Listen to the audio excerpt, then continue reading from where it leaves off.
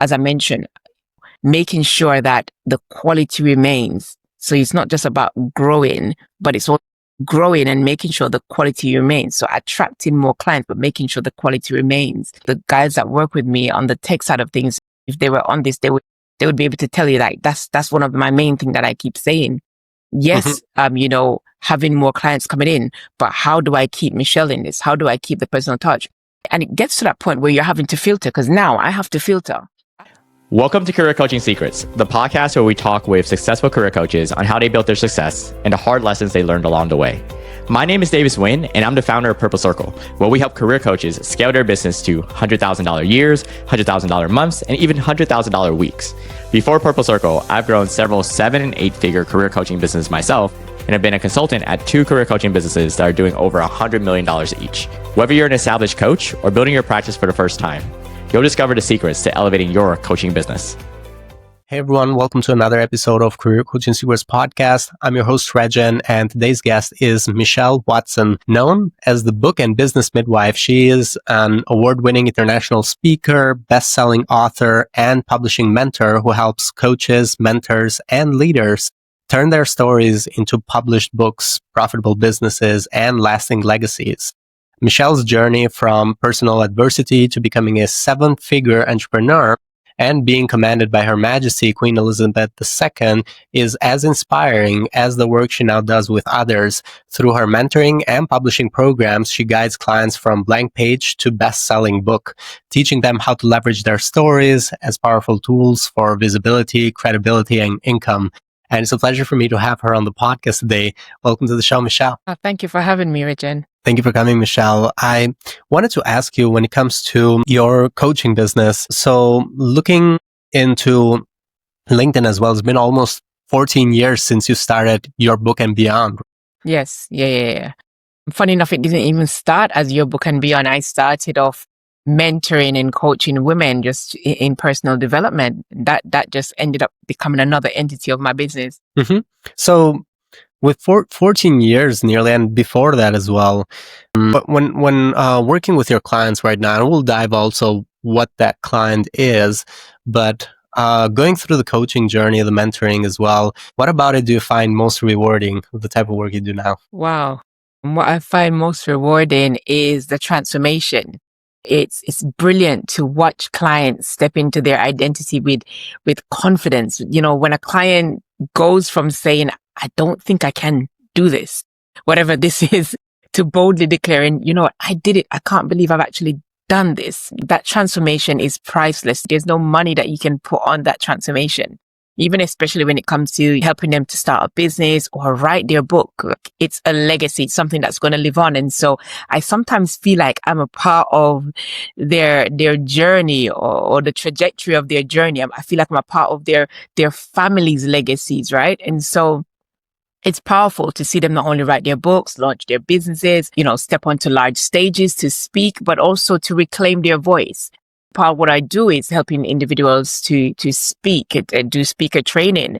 And so to see some people go from struggling to even stand in front of a very small audience to even say 2 words, to now going out and speaking on stages and being bold in sharing their stories. That's the kind of fruit that keeps me doing what I do. And the people that you typically work with, people that you help. Yeah, so it's typically a man or woman, businesswoman, change makers, speakers, people that are looking to share their expertise with the world. So share their story, share their expertise with the world. So those people normally tend to be the target market for those that want to write their books. They're trying to get visibility. They want to be seen as an authority in their field, a go-to person. Let's say a go-to person, and they want to be able to use a book to do that. For some of them, it's the case that they've had lived a powerful life and they realize that there's a powerful message in their story and they want to collate that information and leave that legacy behind. They want to leave the legacy behind of their story, but also then use that as a positioning to share a bit of their content, and they're using that book as a business card for their business, as opposed to printing a business card. They're actually handing over a book that tells their audience a bit about them and show them or showcase them as the expert. And the other one that falls within the other entity of the business is those that are interested in starting their career as a coach. or as a mentor, they have the idea or the concept of what it is that they want to do, but they don't necessarily know how to flesh it out, how to create modules, teaching modules, stuff that they can go away and trademark later. They may not know how to do their pricing, their packaging, how to really drill down into who their ideal market is. Because I believe that if you don't truly know who your audience is and you don't know where to find them, then you may end up starting the business, going out trying to serve everyone. And I commonly say this: you don't want to cast your net to catch every fish.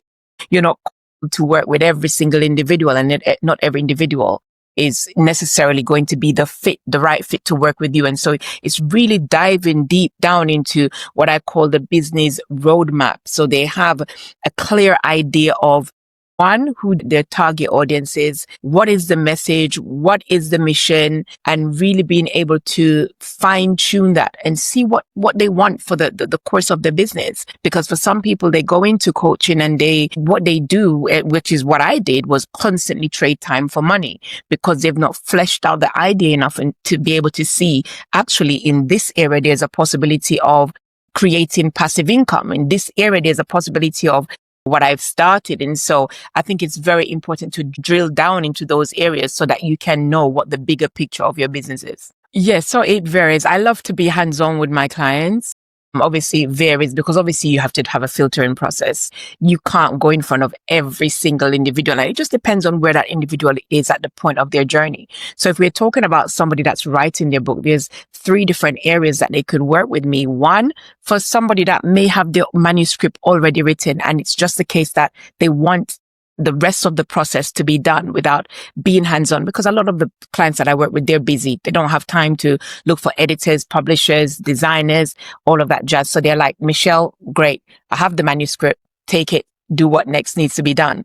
Then you have the individual that has an idea of what it is that they want to write, and they kind of maybe have a outline. And so I work with them, taking them through the writing process of really creating a content, and not just a content, but content that sells. And so I love to dive deep into a lot of other programs. What they'll do, they'll start writing straight away. And I don't believe that is the stage that you should go through. You really want to know what is going to be your purpose for the book. Because as we know, there's some books that are books that sell, and there are some books that are shelf development. And so it's really about sitting down with that client and saying, okay, what is it that you want the book to do for you? Do you want it to get you on stages? Do you want to use it as a business card?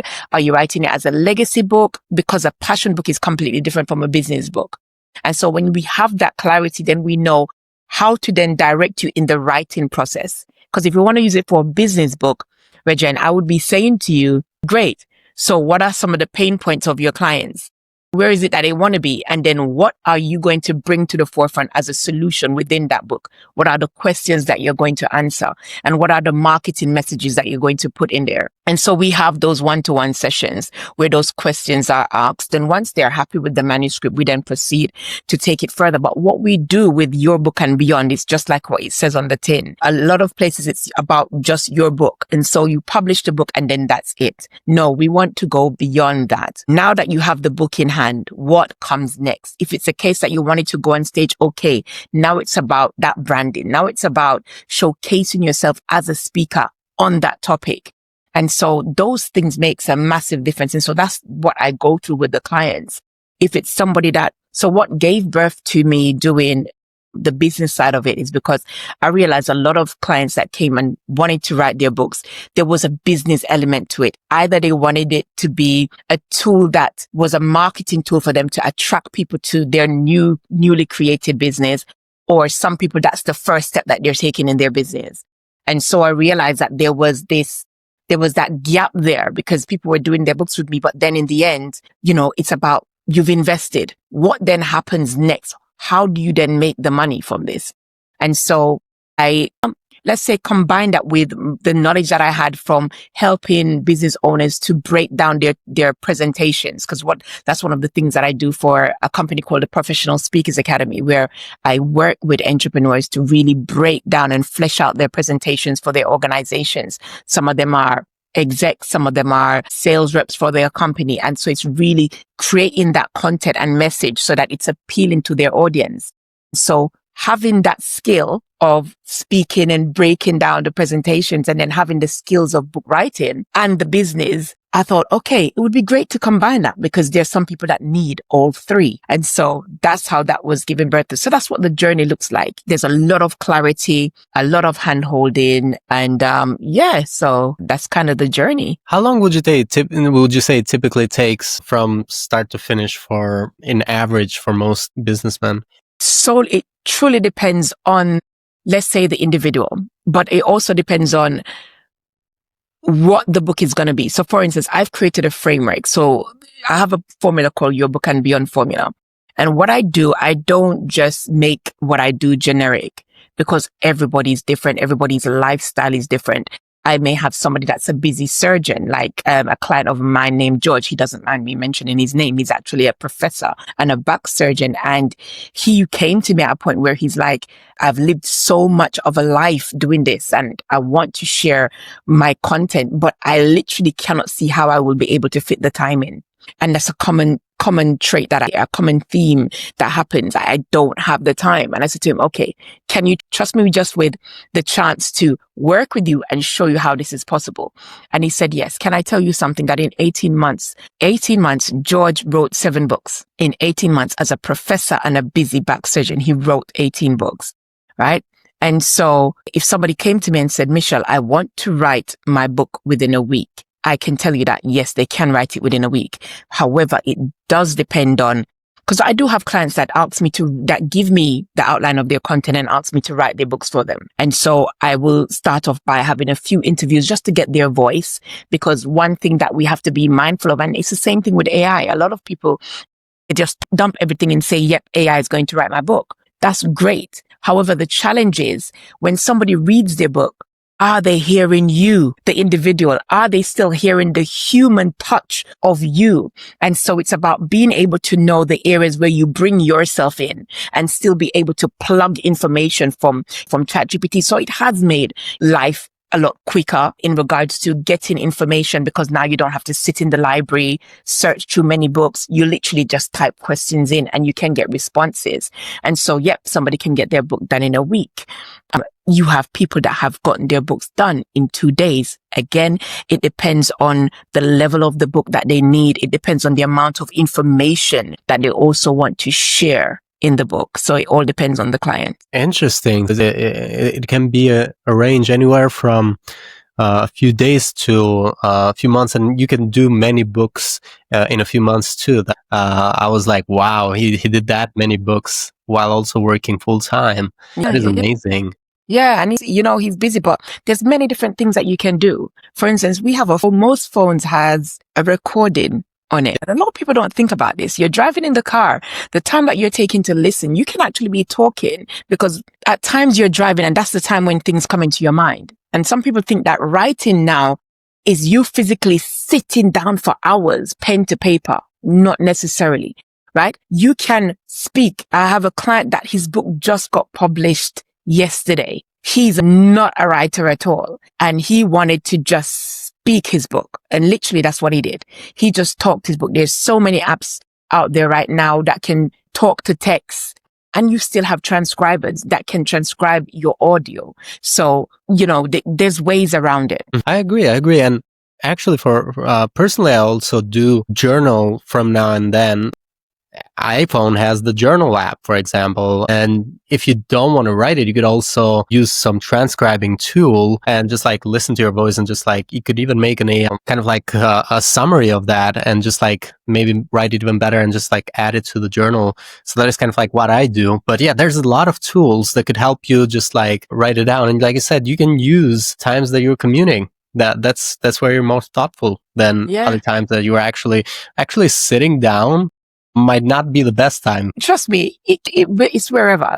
Because here's the thing, Rexhen. One of the things that I've realized on my journey is that question triggers content. Question triggers content. Majority of the time when somebody's stuck when it comes to writing or whether they're going to be speaking it out, is that sometimes that they're not asking themselves the right questions, right? When you think about whether it be speaking, whether it be starting your business, whether it be writing a book, you're going to need to think about your client. You have to be thinking about your client, putting that client in mind. That's your target audience. And that's why it amazes me when I have some clients and they've started their business, but yet they've not created an avatar for their business and who it is that they're going to target. And I believe that is so crucial, because then what we do is look at the NDP, what I call the NDP, and that's the needs, desires, and pain points of your clients. When you know the needs, desires, and pain points of your clients, you can then formulate questions around that, right? And so when you formulate questions around that, all you're going in with now is answers. So all you're doing is saying to yourself, if I was my client, what would be the questions I would want to ask me, right? Another way that you can look at it, for some people that have worked with me, their client is somebody that is where they once were, right? So they've walked the journey and they're now ahead. And so all you have to do is basically look back. What was life like when I was there? What were the things that I struggled with when I was over there? What are the difficult questions that I didn't have anybody around to answer for me at those moments? Because guess what? That client is battling with the same thing, right? And so it's really tapping into those things. And when you do that as a speaker, as a business owner, or you're writing your book, you realize that information becomes a lot easier. And you realize, no, you don't go through what they call, mind block or all of these things.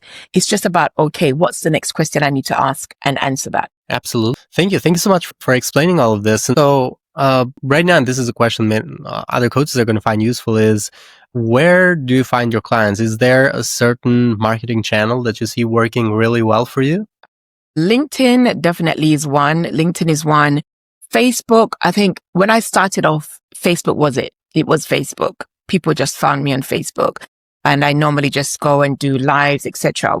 But then when I got deeper into the speaking environment, that was the platform that opened up for me. People don't realize how powerful speaking is. Once you get it right, speaking is powerful. And I know I always say to people that referrals doesn't sustain a business, but trust me, it goes a long way as well. And so being in the speaking industry and being on a lot of large stages and getting to meet people has been phenomenal. I remember speaking in Amsterdam once and having somebody that I spoke to at that event years later come back to find me as a client, a doctor, right? So speaking definitely, LinkedIn is definitely a powerful tool. Instagram I have been utilizing, but I've not really seen much results from it. And I can understand, because it's one of those places where everything is quite quick. It's the reels. It's quite similar to TikTok. But LinkedIn, obviously, the professionals are there. And a majority of my clients are the professionals or people that are wanting to step into various industries around LinkedIn. So that's been a great place. And so with LinkedIn, what is the strategy that works for you right now? Is it content? Is it outreach? Is it ads? Even? Yeah, so it's content. I would definitely say to any business owner, you need to invest in ads. This year was one of the years that I didn't get to do a lot of ads as I would normally. Because I had a lot of tech issues, a lot of issues where I had to be changing from different companies that was navigating my stuff on the back end. And I had done a rebrand, changing my website, all of that. Just I went through that. But, thank God that I already had massive inflow of clients coming in, and I was still speaking on quite a few platforms. But doing ads is definitely one way to go. VSLs work well. Doing training, delivering free training, because one of the things that I see a lot of people wanting to do is straight away they want to start charging for what it is that they're putting out there. And yes, it's good to charge, but if somebody doesn't yet know you, the market is so saturated right now. There's so many coaches, so many mentors. What is going to be different about you, or how are they going to know the value? Because I'm not being funny. Somebody could have a powerful status on social media. They could have a powerful following. Their social media could be banging and looking the best. And when you go to work with them, you realize like everything was basically an AI generated, because this person doesn't know what they're doing, or they don't know what they're talking about. And so at one point I was getting carried away, because I was like, oh, great, the following is not great. A lot of people would say to me, for the amount of speaking engagements that you do and stuff like that, you should have a more massive following. But what I've realized is there's no point in having a lot of noise at the front, but then at the back, nothing's happening. No money's not coming in. No clients are coming in. I'm not here. I keep saying this, that I'm not here to be a once upon a lifetime story. I don't want to build my footprint in the sand. I want to build my footprint in cement. right? And so, yes, do ads, utilize. And one of the things that I did wrong, Rexhen, I was trying to spread myself across every platform. And I think it's wiser to drill deeper into the one that works for you than to try and spread across everything, because it becomes tedious. And so if you recognize what works for you, keep utilizing it. Yes, there may come a point when you want to try something else, but don't just go and try it because it's working for somebody else. It may not work for you. Yeah. I totally agree. Yeah, focusing on a channel that is working really well, doubling down on that, because it also comes down to capacity. How much time can you put in each channel? And if your capacity is limited, then you definitely want to focus on the channel that is actually producing the results. Definitely. And LinkedIn is your case where you've seen most success. And you mentioned is both content and ads at the same time. Yeah. As well. Content, ads, and, what is it that you can give away for free? So literally, I just finished recording, a VSL. I've just finished doing a re-record of a 90-minute presentation where I am delivering a training for free. Mm-hmm. And it's just going to be repurposed and making it evergreen. So if you do with VSL, you can use 2 days, sit down and get your VSL recording done. VSLs could be anything from 5 minutes to up to 30 minutes now. Most effective VSLs are quite shorter. But you could, for minutes, video sales letter, I think it's called, doing that and then having that recording. But at the end of that video, at some point within that video, you're having them click a link to either go on a call with you or book an event. Maybe you're selling a physical event or something, but really bringing them into your funnel, because that is what is important.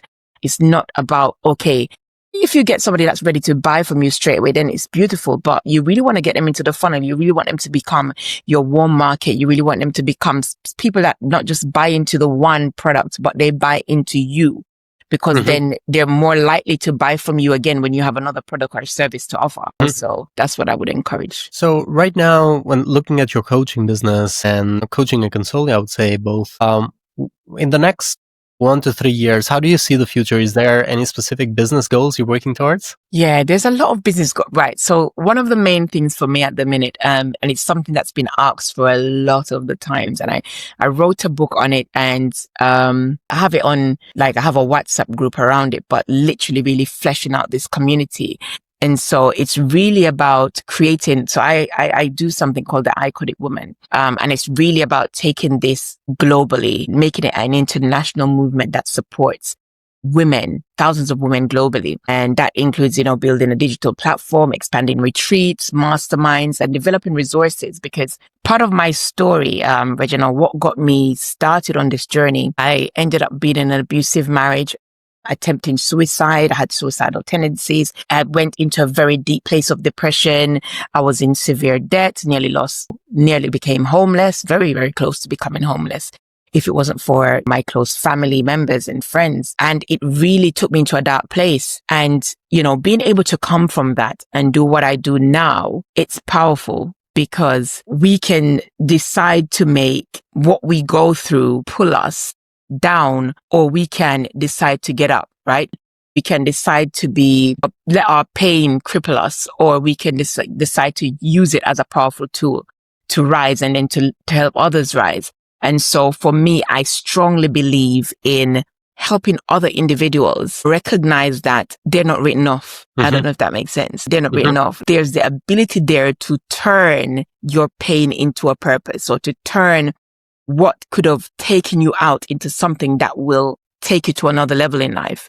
And so I believe that there are many diamonds like myself out there, because I always say that a diamond covered in dust doesn't lose its value. It just needs to be brushed off. And so that is something that I'm looking to really create and flesh out over the next 3 years, getting women on stages, speaking, sharing their books, building their businesses, and they're really, really making a difference with that globally. So kind of like expanding globally. Right now, you're only focused in US, right? No. So I focus on Jamaica, US, UK, a lot of European countries. I have clients in Amsterdam. I have clients in the Netherlands. So yes, I do have that. I would love to expand in the US a lot more. A lot of times I've been kind of dubbed as a motivational speaker looking to Lisa Nichols. I'm one of those people that keeps it real. from the stage. And I would love to really dive a lot deeper into the US market and go a lot further. But yeah, so that's the design, that's the plan. And where do you see the challenge right now with this plan, or like you wanting to also kind of like grow in the US market, but also globally at the same time? Where do you see the challenge in doing that? Right. So the challenge in doing that, I think, well, one of the first things that I'm going to definitely state as a challenge, and I think it's with any business owner that has a heart for people, especially with AI, especially with technology, how it is right now, right? It's about having the ability to expand, to scale, and still keep that human touch. Because I believe that that is so important, right? Because my clients that I have now, they value that personal connection. And I believe that as a business grows and as you evolve, if you're like me, you don't want to become distant, right? And the challenge is creating systems and bringing in a team that can help expand and give the same level of service and same level of heart that I give to my clients, right? So that's that from a point of view. From a point of view of getting onto stages, as I said, the market is severely saturated. And I think it's become almost like, what would we say? The modeling industry or the acting industry. We've always known those industries to be difficult ones to tap into. And I think because of how things are at the minute, and everybody's a speaker and everybody's a mentor and everybody wants to get on the stage, and that saturation makes it difficult for, I guess, the people with value to really go into it. A second thing that I see is don't get me wrong, money has to be in it because obviously it's a business, but it's become so money directed that I believe that if the bigger pocket speaks at times, right? And so you could be the right person for an individual, but you won't necessarily get the attention of that individual because they want to go for the bigger pockets. And what I've realized in my experience is that those people don't necessarily have the time or the capacity to deliver the service that that individual needs. And I think it gets missed by a lot of people because everybody wants, I'm not going to name names, but everybody wants people that are already, let's say, greatly established in the public eye. And the problem that you have is, as a beginner that's just starting out, you possibly need a hand holding a different way and you end up being in a group of maybe 200 people, right? And so you're left paying a lot of money to invest. But then if you're not the type of person that can really take a step on your own, or you need accountability, or you need direction because the business world is completely new to you, you might end up falling off or not actually making back your investment.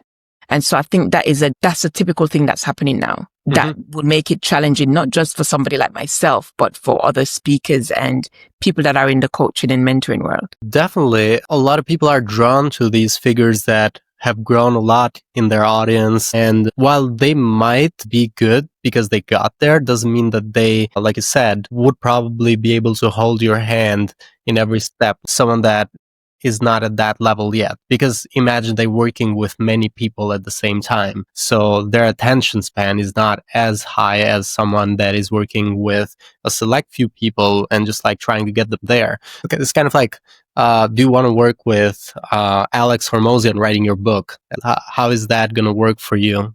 Will you get the full attention of a person that has reached the peak of his audience? I'm not sure. So yeah, you want to work step by step onto the ladder. For like, if you're starting out, you want to work with a coach that is firstly helping people around your level, and then move on to the next coach and the next one. And so there's a market for everyone, is what I'm saying. So there's a few challenges that you mentioned. So kind of like thinking about market placement, scaling while maintaining that connection and the quality of the service that you're doing. And at the same time, being able to do that and build a team to be able to deliver to the quality that you deliver as well. What would you say is kind of like the main bottleneck for you right now? Is it kind of like in attracting more people to begin with? Or do you feel like that is not there? It's kind of like more in the middle where... I think it's about attracting more people to begin with. I think that is something that is, anybody that's at the level, I guess, where I'm at, that is always going to be the go-to. And at the same time, as I mentioned, making sure that the quality remains. So it's not just about growing, but it's all growing and making sure the quality remains. So attracting more clients, but making sure the quality remains. The guys that work with me on the tech side of things, if they were on this, they would be able to tell you that that's one of my main things that I keep saying. Yes, having more clients coming in, but how do I keep Michelle in this? How do I keep the personal touch? And it gets to that point where you're having to filter, because now I have to filter. I have to filter the clients that I work with, because I can't. I've always said I want to create my desired life, and my desired life is not me. The whole point of leaving my 9 to 5 was not to be doing a 9 to 5, because a lot of people do that. You leave your job and then because you say you want time and money freedom, but you've only left to go back into another prison of not having enough time, or not having enough time for family, or not having enough time to make enough money that you need to make. And so it as well boils back down to you getting your ideal clients. What does that look like as well when it comes to payment and then income, I should say, and then looking at, okay, great. How do I stagger the business so that I can still serve, but serve at different pricing categories, if that makes sense, because that is very important. Yes, maybe when you started out the business, it was just a one tier and you had to be showing up for everything, but that shouldn't be where it stops. You should be able to say, so for instance, if somebody comes into a part of my funnel, let's say around the book coaching, when they've completed a VSL, they're then asked, questions to figure out, okay, what area in my business would they fit based on those answers? Because it makes no sense jumping on a call with every single individual. And if that individual is not fit for coming face to face with me just yet, it makes no sense. You have to have that filtering process within your business so that you can know.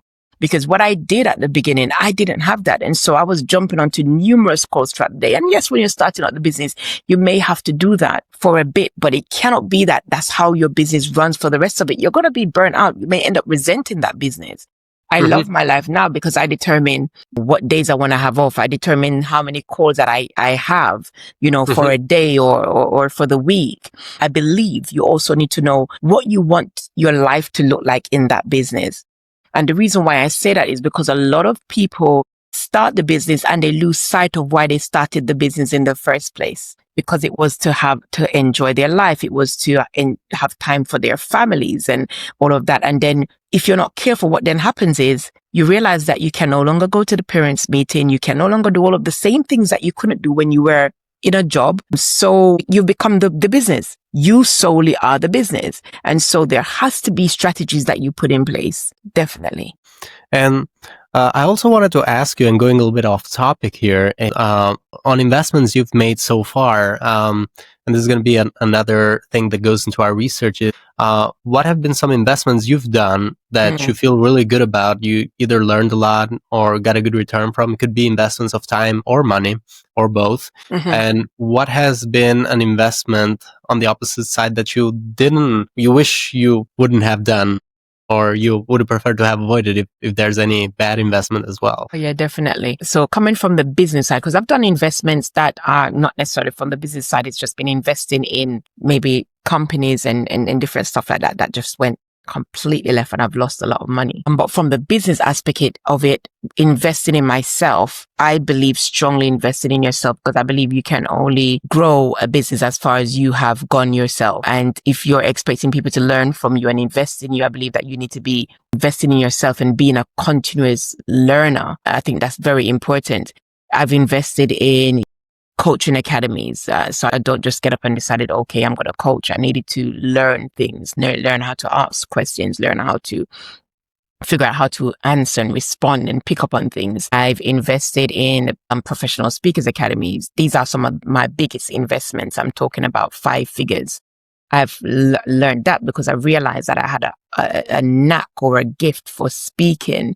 But that obviously needed fine tuning as well. It needed developing, right? And so I was able to invest in that. I've invested in business mentoring. I've done business studies, business management, so I've invested in these things. I don't believe in just, yes, you can be good at something. You could be good at the practicalities of something.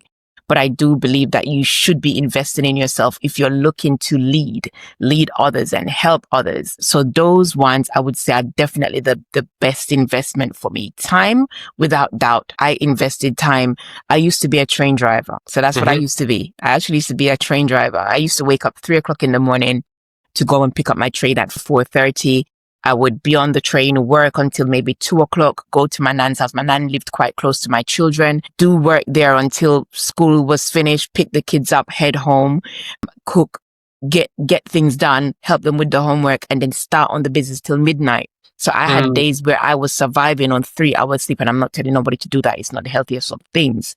It was just that I was at a point where I needed to push in order to get to where I wanted to get to. And so I did that for a period of time. So in no doubt at all, I invested time. I used to take my suitcase with me when I'm doing a long weekend away from work. So I would go to work Monday to Thursday. They wouldn't see me again after I went to work on the Thursday. I would leave from there, travel to the Professional Speakers Academy for 4 days on a Sunday and come back again to work on the Monday, right? And so what surprises me is in today's society, people want to have what other people have, but they don't want to sacrifice for it. And I don't believe in that. And so, yeah, investment is very important. What has been a downward investment for me? Tech. Oh God. Tech. Spent money on tech, on landing pages, so it's something that now is one of the things that I speak to my clients about, because, you know, we get up and we say, okay, I'm going to start a business and I want it to have all the branding right. And I want the website to be this way. And I want that to be that way. And I want all of these glorious, beautiful things. And you end up becoming a well-stocked sweetie shop that children don't even know exists. And I kind of did that because I thought everything needed to look this part and not actually going down to getting clarity first, doing all of these things and not even knowing who my ideal market was. And so you have a beautiful website, but it's not speaking to your audience, you know? So I've spent a lot of money on systems and till you finally get it right.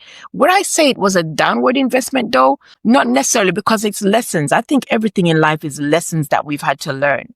There's certain things that I've spent money on, and yes, I would say that at times I have regretted spending it, but I've not regretted the lesson that I've learned from it, because now I'm able to tell my clients as well what not to do, if that makes sense.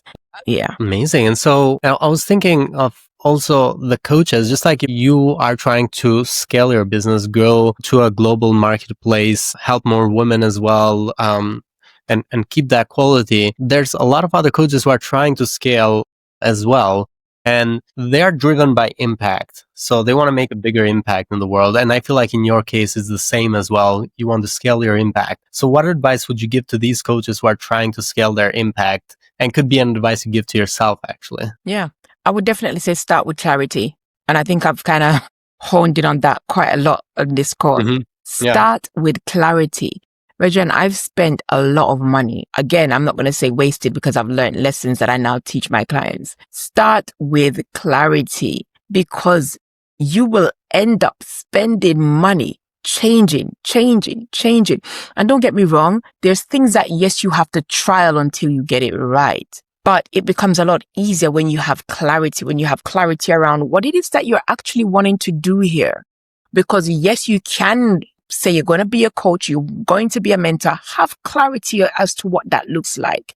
Have clarity as to how many hours that you actually want to spend doing it. Have clarity in the income that you need in order for your business to be sustainable and to be able to scale, as you're rightfully saying, so that you can scale with impact, so that you can eventually invest in having a team, so that you can, even depending on what you want your business to look like, right? And so having that clarity really creates the foundation of what you're going to build on. Because it makes no sense having the picture of a beautiful house that you want to enjoy. I'm just using it as a metaphor, an analogy of a house that you want to enjoy, but yet you've not dug the foundation that is going to make it be sustainable so that it can stand firm and strong. Right? And so know who you serve, know what transformation you're going to bring. Don't be afraid to invest in your own growth. your business, because it can only rise as high as you do. And so you want to also build a community, not just clients. You want to build raving fans. Because remember, scaling impact doesn't always mean scaling complexity, right? Because sometimes it's about just simplifying what it is that you're doing. Simplify it, refining it, and focusing on the one thing that you do exceptionally well. Sometimes we get busy in trying to do everything. I did that. I had a generic audience when I started. Everything goes, right? Because above all, you want to serve first. You serve first, lead with integrity, and let impact then drive the income, not the other way around. Many people want to drive the income on impact, but to me, you can't have impact without having the heart to serve and to lead with integrity. It doesn't last. And we see it with so many people that start out and they're doing amazing and then they just disappear, right? Because either they were leading from a place of, what would we say, where it was just about seeing the pound sign above somebody's head, right? Or they were not leading from a place of authenticity. And I believe that is important. Yes, you want to make money. I believe if you show up and you serve with heart, that the money will come. Absolutely. I totally agree with that. And yeah, approach with value first and the money will come too. So thank you. Thank you so much, Michelle. Thank you so much for coming into our podcast today. For anyone who wants to connect with you or find you, they can go into LinkedIn, look Michelle Watson. They'll be able to find your profile. They can also go into the website, which is michellewatson.biz. I believe that is correct. I'll put that in the description as well for people to find it easily. But I really appreciate your time. Thank you so much for coming, Michelle. Thank you for having me. That's it for this episode of Career Coaching Secrets. If you enjoyed this conversation, you can subscribe on YouTube, Spotify, Apple Podcasts, or wherever you're listening to this episode to catch future episodes. This podcast was brought to you by Purple Circle, where we help career coaches scale their business to $100,000 years, $100,000 months, or even $100,000 weeks, all without burning out and making sure that you're making the impact and having the life that you want. To learn more about our community and how we can help you, visit joinpurplecircle.com.